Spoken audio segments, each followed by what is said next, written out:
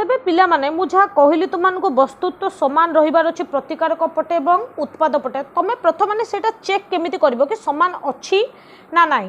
तेबे सेथि पई आमे एठारे भाग नउथुबा समस्त परमाणुकर प्रतिकारक पटे बा लेफ्ट साइड रे बाम पार्श्व रे केतोटी लेखा परमाणु अछि एवं डाहाण पार्श्व रे सेही परमाणु केतोटी लेखा अछि ताको प्रथमे काउंट करबाको पड़िबो।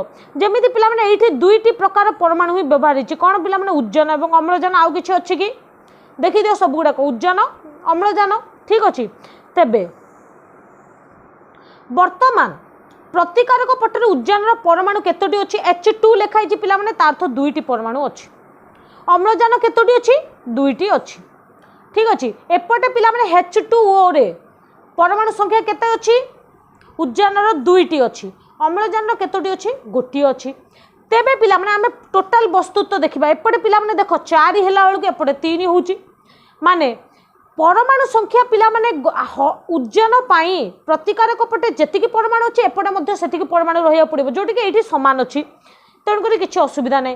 किंतु अम्लजान परमाणु प्रतिकारक पटे दुईटी थिला बेले एपटे गोटिए अछि। तेबे हमको एपटे दुईटी परमाणु करिया पड़िबो समतुल करबा पई हेले समीकरणटकू। वर्तमान पिला माने ताहले एही समीकरणटी समतुल नुहे एहा को गोटे कंकाल समीकरण बोली आमे कहिबा असमतुल समीकरण। वर्तमान एहा कोन अछि असमतुल अवस्था रे अछि एहा वर्तमान गोटे असमतुल रासायनिक समीकरण ठीक अछि। प्राइमरी अवस्था रे प्राथमिक अवस्था रे हम एमिति समीकरण पाइबा ठीक अछि। एही समीकरण को हमको समतुल करबा पई पड़िबो। समतुल करबा अर्थात गोटे निर्दिष्ट परमाणु पई प्रतिकारक पटरे जेतिकी संख्या अछि परमाणु संख्या अछि उत्पाद पटरे मध्ये सेतिकी परमाणु संख्या हेले जाई सही समीकरण को समतुल समीकरण बोली कहा जाए।